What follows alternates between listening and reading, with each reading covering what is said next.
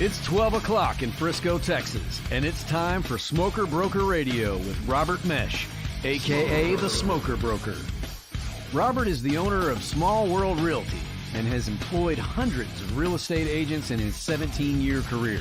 He has instructed and mentored over 10,000 real estate agents at the highly acclaimed Champions School of Real Estate and is considered an expert in Texas residential realty. Robert is also an advocate of true entrepreneurial spirit and has helped many to transition from corporate America into the world of self-employment. And now live from the studio to your world, the Smoker Broker.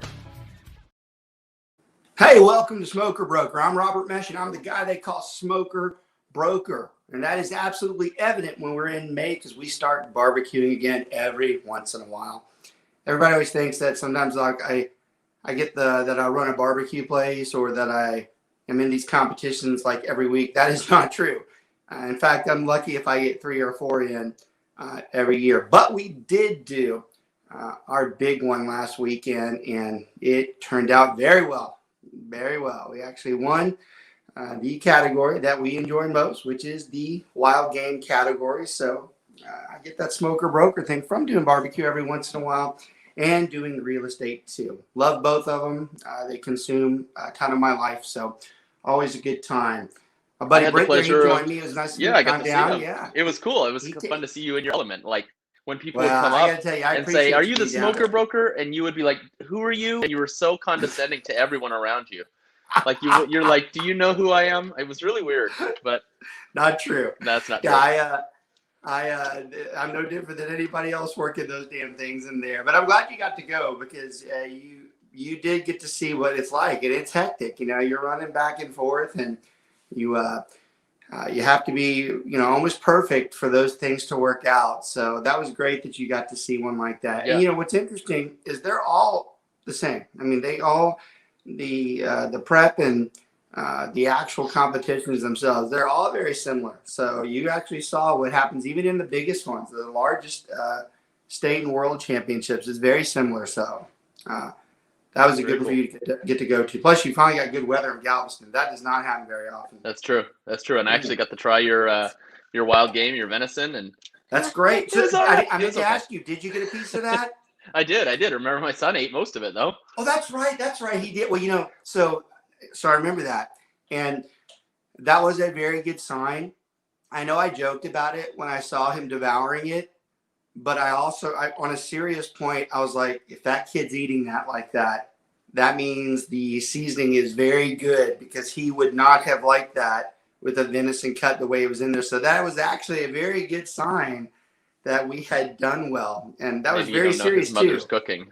What's that? Maybe you don't know who his mother's cooking. I love it. So yeah, I'm in a little bit of a busy stretch there. I don't travel very often because of real estate, and May is really tough for me because I literally jammed 3 trips inside of a 3-week time frame. But that's what's great about real estate too. You can constantly work. We still negotiate, and I do everything I normally do. I'm just a little bit slower during those couple of days. But just flew in from Atlanta, like literally, I barely made it in here 5 minutes ago. Dropped my suitcase off, all the stuff in there, came straight in here to do this, and then I've got interviews after that, so it's like it just keeps going. The flow just keeps on going, and then we do Kansas City next weekend for a few days, and then I'm back probably what I guess just for the summer, minus taking the family somewhere. So try to get it all out in one swing and continue to deal with this real estate market. Interesting being in Atlanta this past week. Atlanta and Dallas, very similar real estate markets. In fact, very similar suburb areas. The difference really primarily is in the fact that Dallas is flat and you can see forever. In Atlanta, it's just hills and a lot of trees. But the suburbs are very similar. The infrastructure is very similar. And traffic's way worse there, though. What's that? The traffic's way worse there. It is. And, I think if COVID still hadn't controlled some of it, that would have made it for a lot more miserable of a week driving back and forth through there because they, unlike Dallas, are really behind on some of the roads. Dallas is, I mean, all major suburbs are in constantly behind in putting the roads up, but Atlanta, those northern hubs don't have near the roads they should. Well, and they don't have room to expand the roads either. I mean, there's They buildings don't. right on it, and they That's at least did a right. pretty good job, I think, in the Metroplex of having room to expand. The buildings are all right on it. The excessive amount of trees that are through there and a lot of the waterways they have make it very difficult to turn it in. Unfortunately, some of the areas where you probably could do that, that's not where the growth is. So you've got like 60% of the Metroplex, like bam, living on the top end there, and it makes it tough. Then they take the stadiums and they put the stadiums on the north side. So that was just, I'm like, oh, like they needed any more Land was attention cheap up here. But it was interesting because I was looking through some of the houses. I don't go anywhere where I don't look at the market and compare. It's amazing some of their houses, they do tend to sell a little higher than we do. Mm-hmm. There were several 2,300 square feet houses that I was in this week that literally would have sold for probably $500,000 or $600,000. And I was like, wow. I go, that is like really high for that size of a house, not even upgraded. You know, just that. And I was like, that's just really, really high. So I was interested. They're having the same troubles that we do, as most of the country is, that the house can be sold within a matter of minutes. But as far as buying, you know, you're pretty much stuck. They too are facing a issue with the apartment vacancies or no vacancies, because they're just starting to build up because people are having to do that before they go and purchase a home. So very similar instances that we're going through, similar conversations. You know, our primary company, Keller Williams, is very big there. In fact, that is one of their most profitable areas is in Atlanta.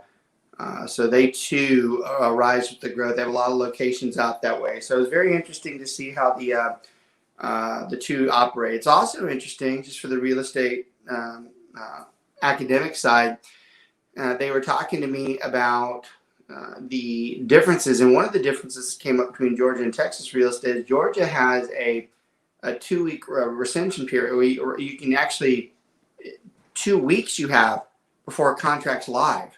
Oh. So you can draft the contract, and it's for 2 weeks that you can actually pull it. I'm like, how does anything get done with that then? Right, a rescission? That's awful. Yeah. Doesn't everybody just like do that first? And if they don't do it, they back it. They have like, that's what they're going to call their option period, but they combine it all together. So I was like, I was trying to get my hands on how that worked, and I didn't like it. I was like, that's kind of strange. So every state has different tendencies as to how they do real estate. I was talking to a friend of mine, and his girlfriend's in real estate, and she was talking about something that I knew, where she goes, well, yeah, here she goes, you only have to have like 60 hours of classes, and they give you your certificate the next day. I was like, that is not how they do it here. And because a lot of our the primary audience that we have is in the state of Texas, that's something that you guys should be I don't know so much is proud of, but very confident in the fact that we do consider you have to go through the most rigorous real estate courses to get your license in the state of Texas. We do believe, because of the education that the agents have to go through, that they probably should be a little more educated than most of the other states out there, because most of the states are very similar. It literally is come here for a couple of days, show up on Monday, and you've got a real estate license, which is why real estate probably gets a bad name sometimes, because you just let people start selling real estate and they really probably are not prepared to sell real estate. We talk about that a lot as far as the experience goes. And, you know, you can have 3 or 4 years under your belt. Now, don't take any offense to it, but most people under 5 years, they still have a long way to go from an experience standpoint. That doesn't mean they're not good and they're not capable and they're not performing a lot better than their peers. But bottom line is they still haven't seen a lot of what happens in the real estate world. So real estate, one of the true traditional businesses that you do still need the experience to really be comfortable and confident in But what you're doing. And experience that's does not mean you're always competent. That's for sure. Yeah.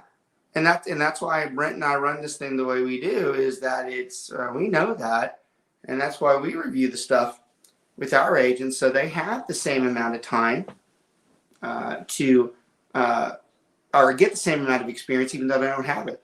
And that's why we always put that stuff at joinswr.com out there. We're always telling everybody, hey, look, you should really consider that if you need that type of help. And that's why we have a good support group with the company that we run. We, a couple of weeks ago, were talking about the listing presentation, and I think we got through like almost halfway, and the conversation was really good. And I said, well, we're just going to continue it. And I don't want to wait for a longer amount of time. I don't like usually backing up two subjects, so close, but we actually had a break last week, so it worked out well that we just go ahead and start continuing where we left off. And Brent, if I'm not mistaken, we had got to where we were right at expectations. Had we started talking about the market? we had just began to talk about setting expectations. And did we talk about anything about marketing and what we do and all that type of stuff yet? No. All right, let's do that one first. Let's do marketing, then we'll do the expectations. So, well, actually, should we do it the other way? All right, no, we have to do expectations because the marketing side is part of the expectations that we're going to tell them what we're going to do. So we'll do both of those there.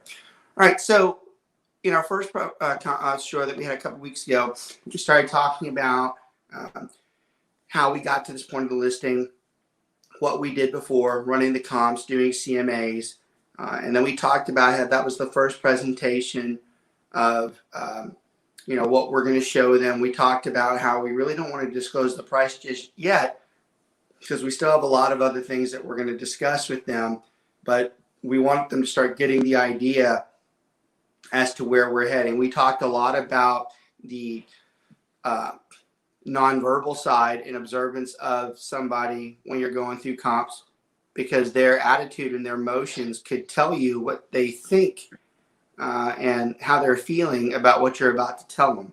And if you have that knowledge, it could give you an edge as you get close to the end and you start talking about price.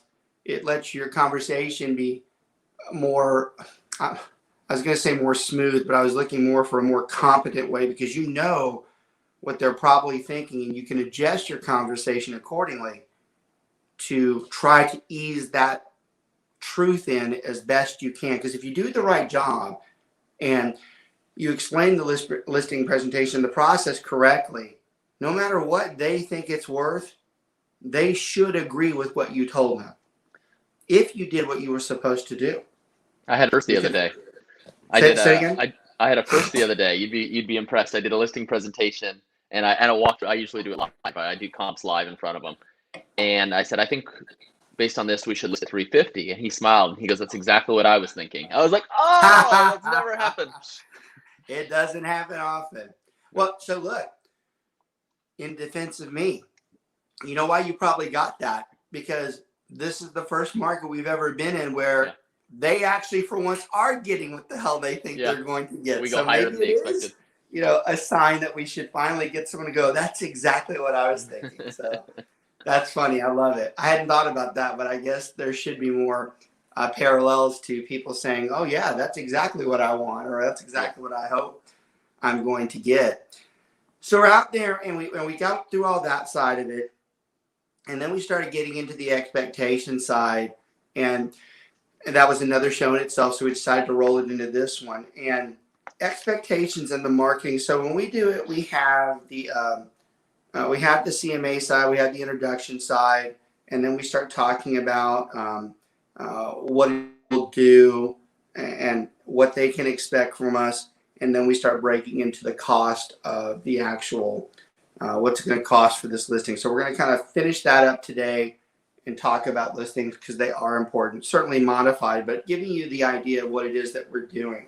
So when you're in that listing and you've gotten past the first wave of values and stuff, now it's time to start selling yourself as to why should they choose you versus somebody else.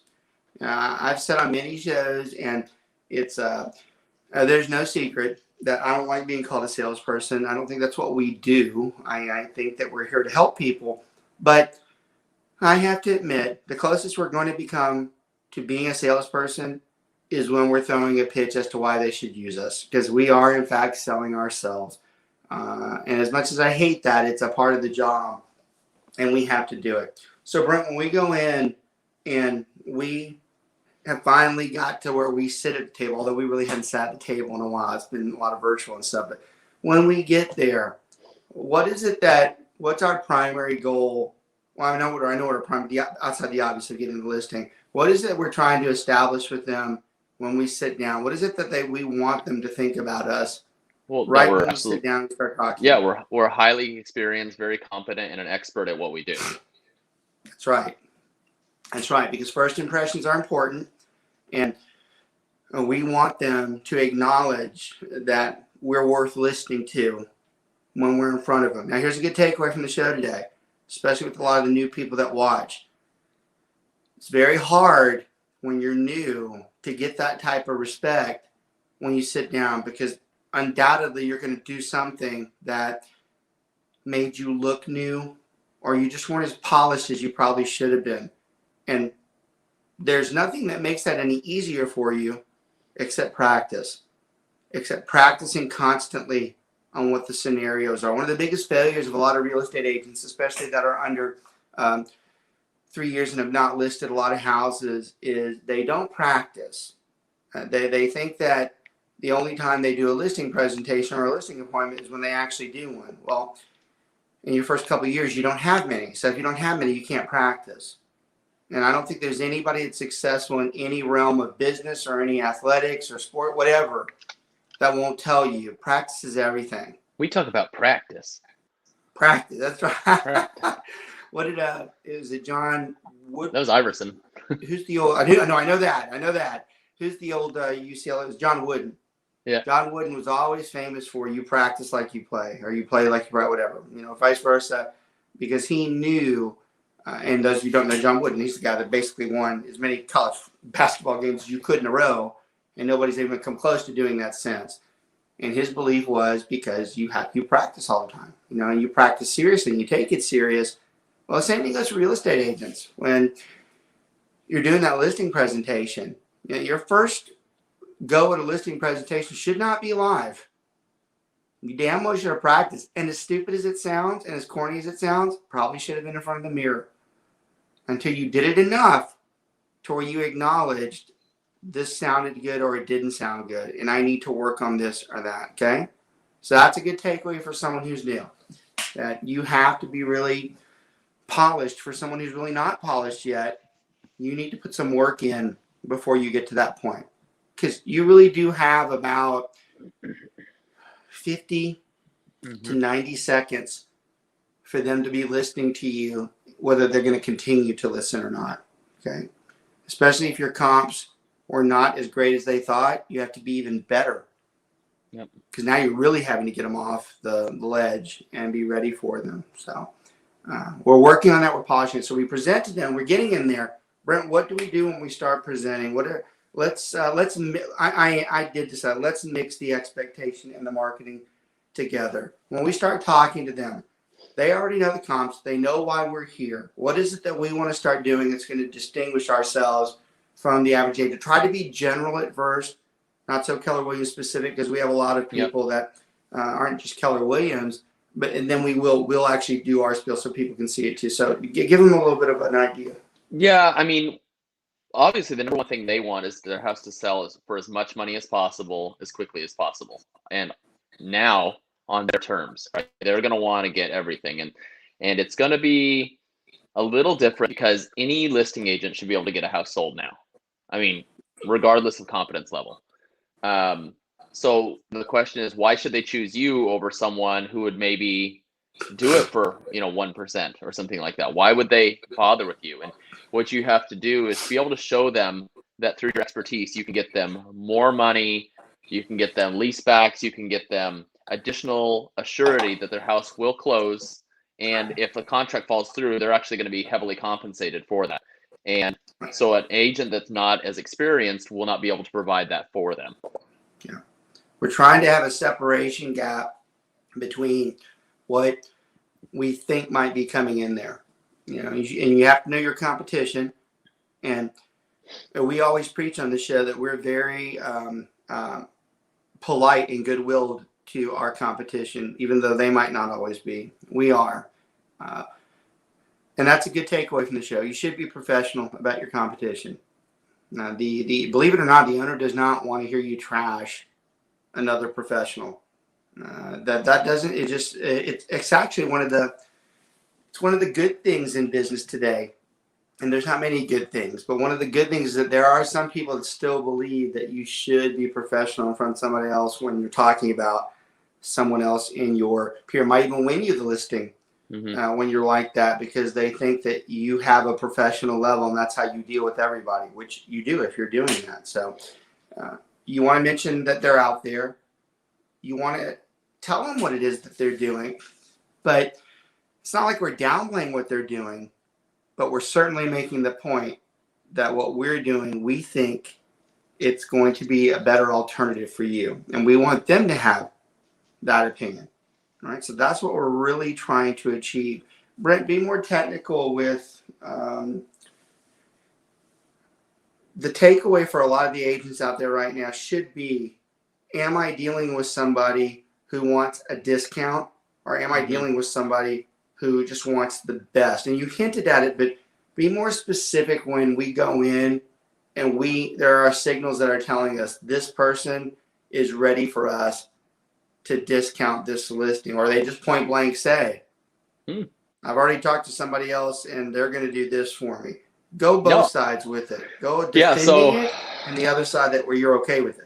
Yeah. Okay. So, and this actually happened to me with my first listing after we switched to Keller Williams. I came in, we had a brand new listing presentation. I rehearsed it. It's like 20 pages thick. I had all my comps. These were strangers. I never met these people. And so I walk in, take a tour of the house, and I sit down. And I start my spiel. The owner says, look, I'm going to stop you right there. Before you go any further, what's the cheapest you can list my house at? Yeah. And I mean, what an objection, right? And that's something that it threw me for a little bit. But like a new agent, if you're not prepared for that and you don't have a script, it's really going to throw you off. So if you've got, everybody would like a discount. That's a fact, right? Everyone would like to earn as much money as possible. And I don't think there's anything wrong with that. But then you also have to look at, okay, well, maybe if you get somebody that's willing to do it for a heavy discount, are they going to end up netting you the most amount of money in the end and making your life easy? Because we know selling your house sucks. That's how Zillow and Open Door make tons of money, because they market and they prey upon that idea that selling your house sucks. So if you want someone to take care of it, get you the most possible, and just make life easy, then you're going to want to go for a full service agent. If you just want to sell quickly, you don't care about any of that stuff, but you just somehow are opposed to paying a 3% commission, then you're going to want to go with a discount broker, but just, buyer beware. So I'll give you a few things that I've learned over the years that I found to be true, or for the most part true. And it took me a while to learn this. This is a good takeaway too for a lot of you out there that watch, especially via archive or watch later in the week. In some neighborhoods, you might not want to say that you discount, because in some neighborhoods, they might take that as, oh, hang on. We've got a pretty big asset here. We're ready to get this thing sold. We're not looking for, so you gotta be careful who you're talking to. That's when you say, oh, I was gonna do from 8% to 7%, but I guess we'll go ahead and go up to the 8 then. Yeah, you've got to balance who it is that you're talking with, because sometimes that could be harmful with that particular person. That might not be what it wants. This is also an interesting phenomenon that took me the longest time to figure out, and I still am kind of surprised by it. When you start getting to where you list luxury homes, we always teach people, like, the higher you go, it's getting a little harder for you. You really want to be more reasonable. And it took me years to figure out, you have to be careful at the $1 million mark. Sometimes listing a house at $990 might be harmful than listing it at 1.1. And I'll tell you why too, because you would be like, I don't understand. And there's a lot of people out there who are very proper as far as egos and where they think their house should sell. And there's something about that $1 million price point that if you go under it, makes someone feel a little less appreciated, that maybe they're not in $1 million home. That took me years to believe, because you would think that, the lower the better for someone and getting the household. And don't get me wrong, believe me, there are times that that's necessary. But I can promise you for a fact, there have been many times that I had a seller say, don't put it below $1 million. I'm like, why? They go, just don't. And I've had many buyers that have said, I don't want to see anything under $1 million. So that's something a lot of people don't know. That's a good takeaway from today, especially if you're new. You probably don't know that until you experience it a few times and, people talk about it. But there's some truth to that. So that's interesting as well. Brent's right about, we teach you the obvious, that you should certainly seek what you are worth. And we believe that that worth is a 3% to both sides, because we know the amount of work that goes into it. If you ask the general public, they don't think we do a damn thing. You're just like, whatever. I don't have enough time in the day to explain that to you. Some don't. But we know, we know as the brokerage side, we know what goes into it. Just a quick little off script there for anybody who ever has to deal with a seller that's of that belief that they're like, you're not going to do anything. Why would I pay you this? One of the greatest comebacks to any seller that says that is, do you have any idea how many phone calls and text and emails will have been exhausted by the time we're done with this? And you ask them that, they're not going to answer the right answer. They're going to answer something silly like, I don't know, 30 or 40. And when they say that, you just look at them and go, try closer to 600 or 700. And guess who is the one that has to do that? It ain't you. I go, so if you want to tell me that it's easy and that anybody can do it and that they shouldn't pay as much, then you better be prepared to answer those phone calls, those emails, all the way through the process. And that goes for the inspections, the appraisals, the financing, the closing. You better be skilled at every step of the way. Because when someone says that, I will admit, that's still something with the general public. It does hurt me when someone goes, oh, I don't know why they're paid that much. I'm like, because you don't know. You don't know what it is that we do. In fact, you don't have the faintest idea. And if you come back at me and you say, well, I'll take the 700 calls. I'm like, well, what do you do for a living then? Because if you took the 700 calls, what the hell are you doing, in the other amount of time? So those people that say that, I'm like, yeah, you can come on the show any day and talk to me about how easy it is to sell the house. So we believe that the agent should always get that 3% on both sides. With that said, no matter what we do, no matter the expertise we give, we are always going to come across someone who says, I want a discount. And Brent's it's negotiable. Right. Yeah, it's negotiable. And by the way, that's a takeaway too. Don't you ever say that we charge 6%. That's how we do this. It's a set rate. First of all, it's against the law to do that. And you can say your firm has a policy that they charge 6% as long as it's true. But for you to say the industry as a whole, that's not true. There is no such thing as an average commission. It is a myth to say the average agent charges 6%. It's not true. It's negotiable, and we have to go through it. And yes, at times, if we feel we've gone through, explained our worth, and we still have someone that says they want a discount and they're not going to go with us if we don't, then we do teach the agents at some point to have some type of gratuitous nature to the person saying, look, I probably can do this for you. Okay. Show's not long enough to discuss it, but some agents get into where, well, you tell me what you want then. That's fine if you want a discount, but if that's the case, I'm not going to load this house with, $1,000 worth of marketing. I would hope you wouldn't want me to do that if I'm having to push back on it. How many times do you want me to send updates to you? I see some agents do that. Now, I don't believe in that. I do the full deal either way. If I decide I'm going to do the job, I'm going to do it the way I'm supposed to do it. But I do find merit in those agents that are hammered all the time with discount clients. I don't have a problem with them saying, that's fine, but I want this to be a two-way street. If I'm going to do that, I hope you don't have, and that's why we merge these conversations, I hope you don't have the expectation that I'm going to do this, this, and this. And most of the time, the person who wants the discount, they actually are negotiable on that end too. They're like, I get it, and that's what I want done. Still the wrong way to do it, but it is negotiable. And honestly, it is the toughest.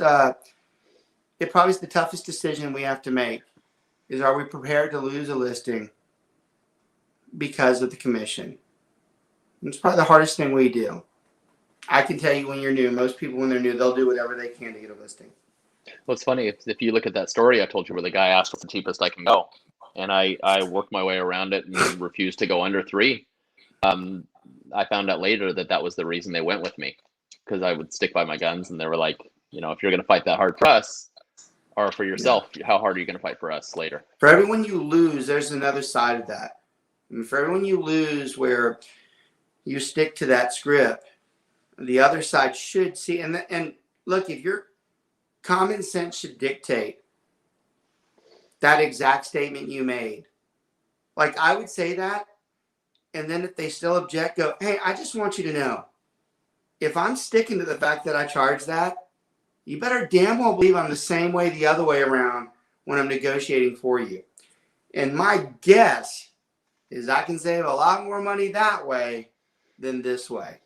If the person's intelligent on the other end, they should pick up on that. At least one, you hope, is intelligent enough to say, I don't like the way he said that. That means to me that he knows exactly what he's talking about, and maybe we should do it this way. You and your stupid discounts, So I like that. I do. And that's a hard part, where we decide, where we draw the line. Some of your firms will, they already answer it for you. They say you can't do it. They say you have to do 6. I think that's tough. My opinion. Never go against another broker. I'm like, that's a tough road to follow, where you always are like that. And I'm all for defending our worth. God knows what I just said should be a very good statement for that and testimony to that. But I'm also of the belief that it's still business. And sometimes somebody will ask me, why did you discount? And I'm like, because I can add. I go, and 2% is better than 0%. It's just basic math. Even an Albicus could have told me that maybe I should do that versus, So that's a tough one. There's a lot of brokers, they would disagree on the how do we teach, how far you go. I've always felt that we do a good job because we do teach the agent to press their worth. And we do teach them to try as hard as they can to get what we think they should charge. But they're also trained, and we talked about some of those last 2 weeks ago. There are signals that are telling us during the presentation, we know we're not going to get that. And if we see those signals, we can adjust our conversation that we were acting like we're already going to do it anyways. And that's why that's important. That's why this all flows together. It sounds like a lot of babbling, but if you're paying really close attention, we're going through all the objections and obstacles, and we're putting them in line for you so that each part of the process, you can see it and go, wait, I'm starting to lose this. That person does not want me to say 6% in a minute. So I need to be ready to adjust. And that's going to be the prelude to the end of the show. Here in a minute, we're going to talk about net sheets. That's why you also, when you do a net sheet, you do not want to put in stone what you think the house is worth and what you're going to charge for it, because you damn well might change those variables if you're observing all the things we're talking to about at the point we get there. Okay. Well, like I said, last episode is when I'm filling out the net sheet. I usually fill it out on my side, and I tell them, if you sell for blank, this is approximately what you should walk away with before I show them the sheet, which shows the breakdown of the commissions. So they already have that number in their head, and then they see the commissions. But if you go line by line, if they don't object to it, you can give it to them. Yep. Right. Yep. So that's good. All right. What are some of the other basic expectations, Brent? But let's say that let's do the, hey, once we know we're going to get this is what you can expect from us. Talk to them about what the grind looks like for the week to week, what they can expect us to do. Yeah. So, I mean, first of all, we're going to go get professional pictures taken. We're going to get the house looking really good. We're going to give you advice on how you should stage the home, how to make the house more attractive. We're going to put it on the MLS. We're going to pop that to all the websites out there. We're going to take out, do a paid social media campaign on the house. We're going to market it in-house to our brokerage, pre-listing, just to see if there's any bites that we can get that way. We're going to have 24/7 communication with them whenever they need. We're only a phone call or a text away. We're going to get back to them at a minimum of once a week with updates, and that we are going to be negotiating 100% on their behalf with the other agents, handling with title company, coordinating with the buyer's lender, and everything to make sure that the transaction is as smooth as possible. Yeah, that's why he's a pro. He knows. There's really nothing he missed. I'm going to emphasize a couple just a little deeper than he did because they're really important, but he knows them and he had them on there. Good takeaway from the show today. If you want to differentiate yourself from another agent, you have to press your social media. Those people know that social media is where those houses are sold. You have to show them that you understand what it is and that you not only know what it is, you know how to use it better than the average person or agent. And the way you do that is just like Brent said, we're going to run some promos on that. You tell them what those promos are. Tell them what it is that you're doing. Tell them how many people we reach. Tell them that we have programs that are paid to do that get the attraction to that property. The person who doesn't do that in the listing, they're in a lot of trouble. There are a few things that I say you can immediately lose in listing on. That has come into that box recently that I think if you don't push that and you don't know what that answer is, you're going to have a hard time. Yeah, I still have agents to this day that come on and say, I don't like the social media. I'm like, I don't either. But that doesn't change the conversation that you better learn it. Yeah, and I don't usually list ultimatums on the show. But I'm telling you right now, if you don't know what you're doing with social media, you're not active on it, and you're a real estate agent, good luck.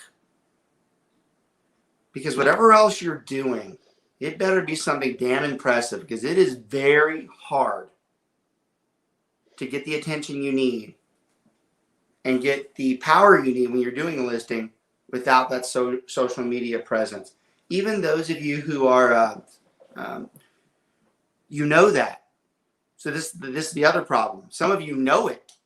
Some of you will not dispute what I just said, but you still don't do it. Mm-hmm.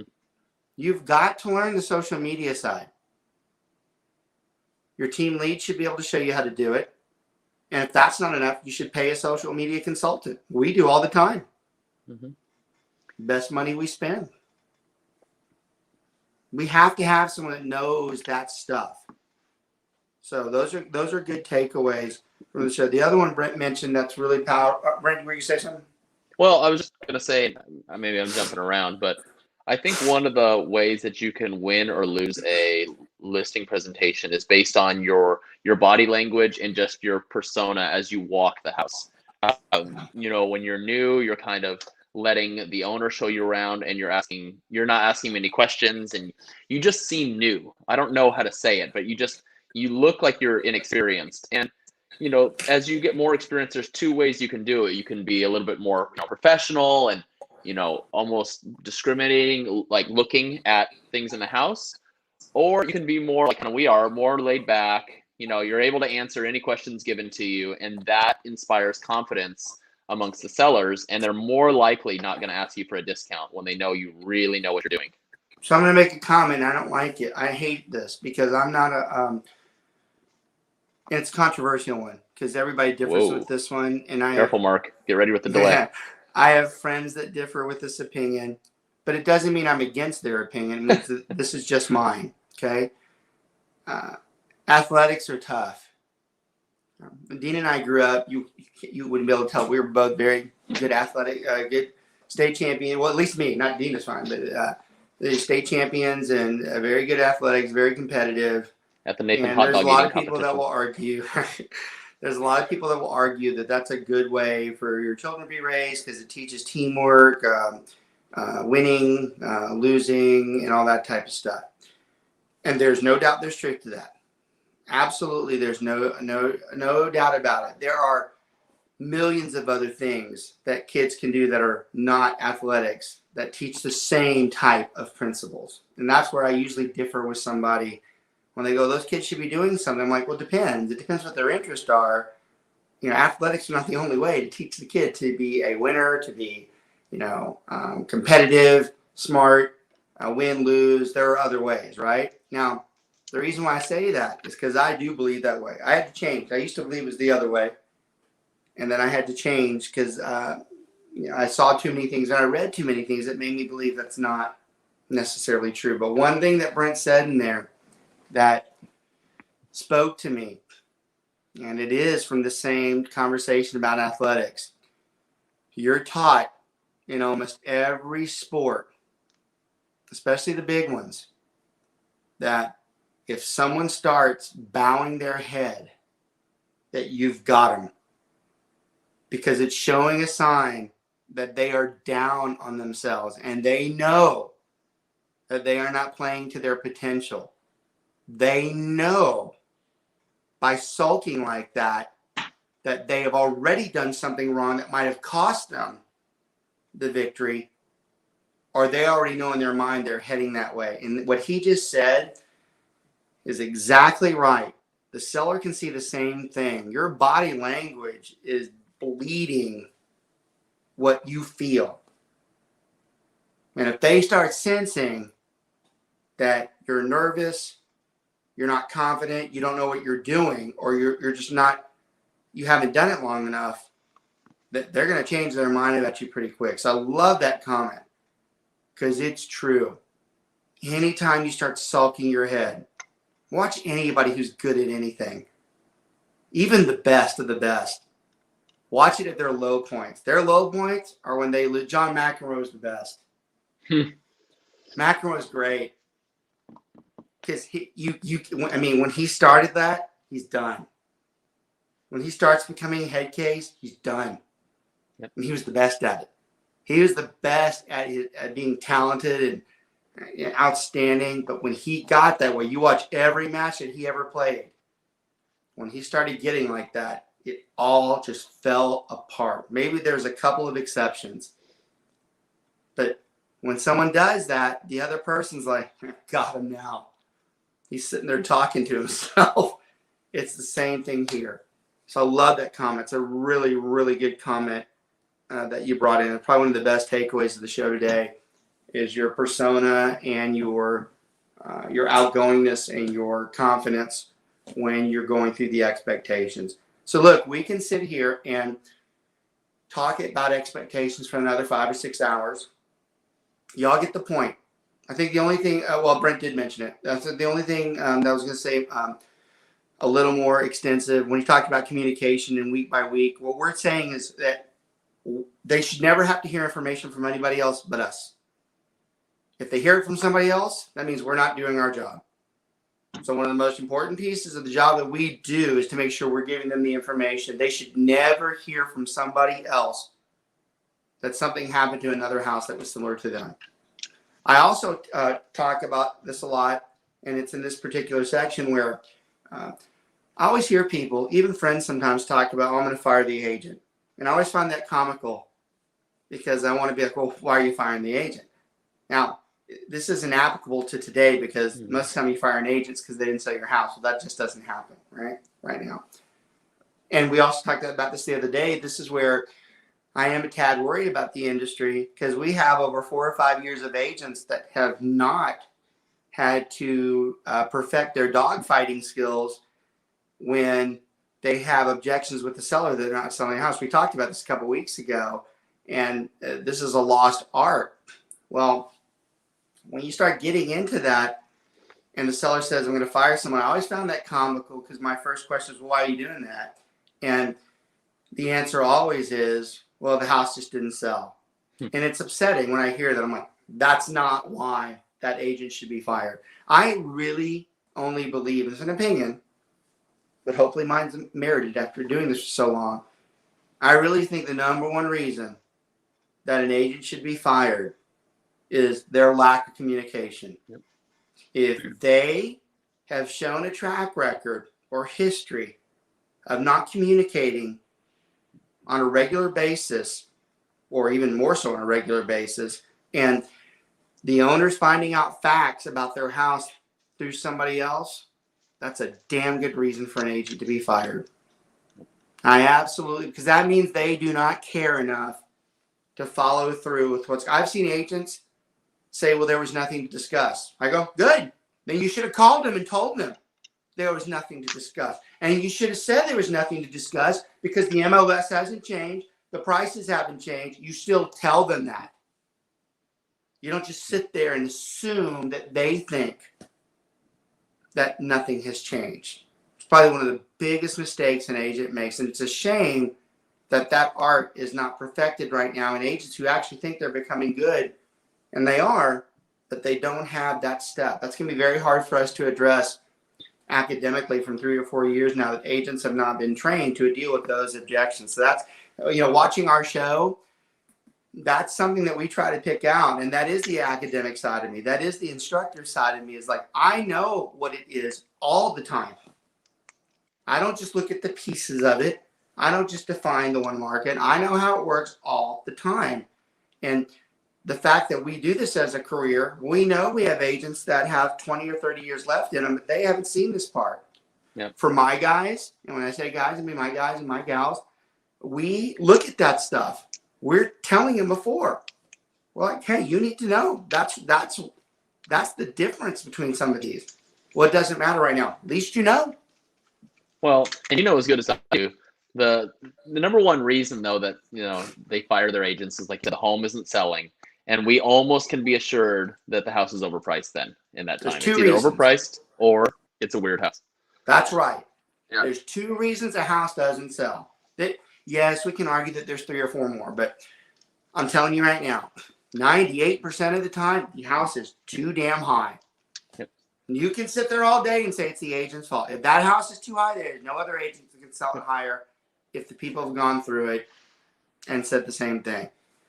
And if it's a weird house, meaning it sits on a very weird location, maybe there's an overpass that's extremely loud, maybe it's a house that just is really close to another, there's something that somebody doesn't like about it. And if they don't like something about it, they're not going to pay the normal price for it. Now, The upside to that, all houses eventually sell. It's a fact. They do. It just might not be what you like for. That's why you have to listen to the real estate agent. Right? But that goes to setting expectations, because in that listing presentation, you have to tell them what they don't want to hear. Be like, hey, this only has 2 bedrooms. You're not going to have as many beds for that. Or this ugly overpass. That's going to be a problem. It is. So, all right. And they end up firing you. Oh, sorry. But they end up firing you and going to another agent who convinces them to drop the price to where you told them to. And then it's. I'm glad you said that. I will admit, that's one of the most betrayed type of things a seller can do. And you should be ashamed of yourself if you do it, because the karma, if that agent told you to lower it and you didn't, and you fired them, and you go get another agent, the other agent says you got to lower this, and you're like, oh, I'll go ahead and do it. And then you sell, you should be ashamed of yourself because you are basically betraying. I actually think that the other agent should be able to go back and say, hey, they were told and they didn't do that. Well, that would never happen. Yeah. But it is terrible. It is terrible because that's just not right. It happens all the time. God knows it's happened to me in my career. All right. I want to go ahead and give a quick thanks to our sponsors. Brent's going to run through those really quick. And when he's done, we're going to do a very simplistic observation of the net sheet so you could have gone through the whole thing, at least having your head with the ideas, okay? Okay. All right, so we have our two sponsors today, Mr. Martin Cooley with BPG Inspections. He is our go-to home inspector. We, of course, always give our clients a number of inspectors to choose from, but Martin is the inspector we prefer. He is always on time or early, finishes in a timely manner, gets the report to you the same day, and all reports are color-coded. Red for serious issues and blue for minor things to look at. You can always book him at bpginspections.com or reach him at 817-401-3240. And our second sponsor, or last but not least, is Mr. Greg Holdberg with Liberator Health Insurance. Your simple solution to affordable healthcare is here. Join the limit and control of your healthcare. Customize your healthcare plan to fit your healthcare and budget needs. Use any doctor or hospital without a penalty, in or out of network. Teledoc is included in all plans. No annual deductibles and no copay. Their deal of the week: a couple just got great coverage for $341 per month, including dental. As an independent agency, Liberator is committed to transforming healthcare in Texas through innovative healthcare plans that are affordable and rich in benefits. For more information and to get a quick quote, call or text Greg Holdberg, independent health insurance broker, at 214-886-4688, or visit him at liberatorhealthinsurance.com. Outstanding. Love our sponsors. We appreciate you guys. This is always a great show to advertise on. We have a lot of people that watch the show. You know, we average anywhere from 400 to 600, even sometimes over 1,000 via archive. Most are up-and-coming real estate agents. Some are experienced agents. They watch to see what it is that we're doing.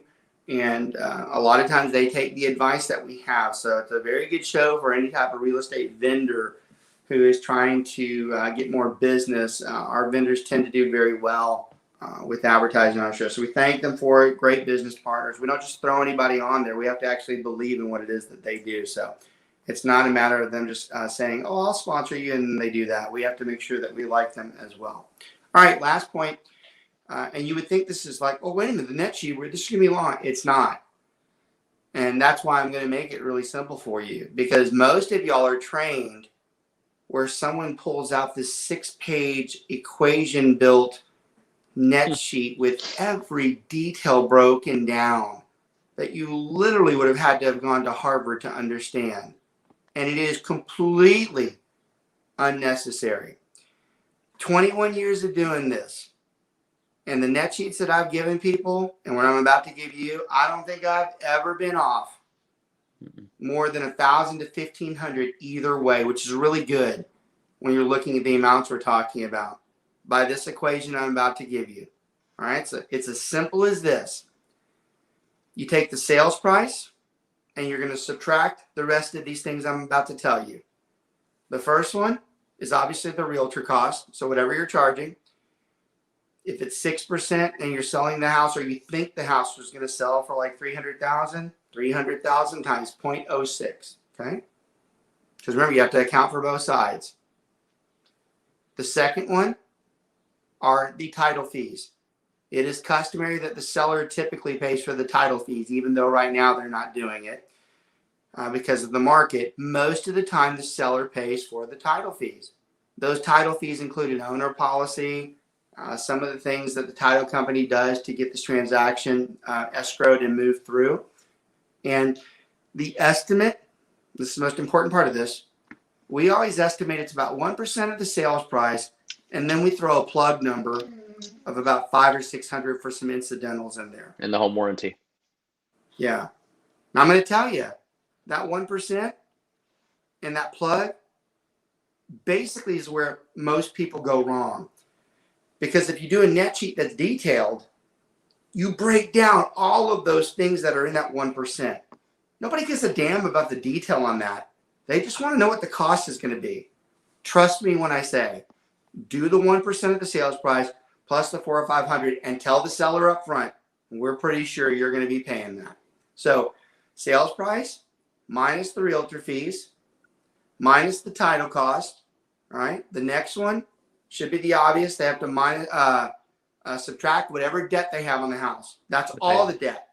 Their loan, if they have a pool loan, if they have a home improvement loan, whatever it is, that needs to be subtracted. And then the last one needs to be whatever we estimate their taxes to be. You take all those and you subtract them away from the proposed sales price.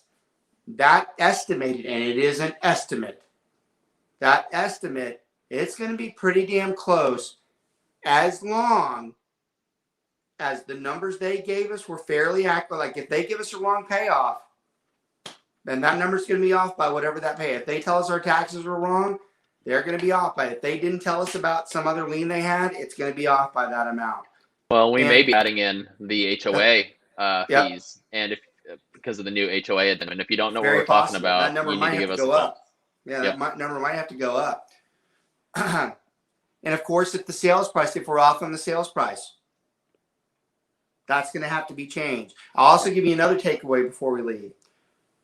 You do a net sheet at the beginning, and you do a net sheet before they're about to accept a contract. This is a great takeaway. I am shocked how many brokers do not require their agents to do a net sheet right then and there before that person takes that offer. Do you know how many times in running my own firm that I've had an agent have their seller accept a contract where it said the buyer was going to be given $5,000 in closing costs, and they did not have that on the first net sheet. Mm-hmm. So they actually thought they were getting $5,000 more. And then when it came down to it, the agent says, well, look, you agreed. Yeah, but you didn't do the net sheet again. You actually have to dumb it down. You have to do it again. That's a huge takeaway from the show. Always do a net sheet before that seller signs. Well, and it's a testimony to that net sheet formula that you use, because every time I have a listing, I always think, oh God, I hope the seller is going to net what I think. I hope, and I'm always nervous, and it's almost always dead on or off by a couple $100. I've done it for so long that if it's off, I immediately go, their mortgage is off, or I know it had to be one of those two. And I have never been wrong on that. Yeah. If it's off, it has always been one of those. The other thing I noticed too is that sometimes if a title company didn't get a CDA and I am discounting, they just assume 6%. That's usually a good trigger that something was wrong as well. So, all right, look, nothing extremely detailed in there, but those two shows together should give you a much better feeling. Remember, I don't like the so detailed protocol as I do that. Hey, look, pay attention. Look at the common sense side. You want to learn. Do you ever have a choice whether you're common sense smart or detailed smart? Believe me, you always want to be common sense smart. Common sense smart will get you out of almost anything. Street smarts only will get you out, or book smart will only get you out of so much. So we try to teach the other side of this, the common sense side, because of the people side of it, and we really believe it's part of the business that makes this whole thing go round and round. Y'all have a great rest of the week. Enjoy getting to the summer. The selling season is going to continue to blow up. We are going to see you guys next week with another topic that will engage you, that will show you how to do this, because that's the whole purpose of the show. Thanks a lot. We will see you guys next Thursday.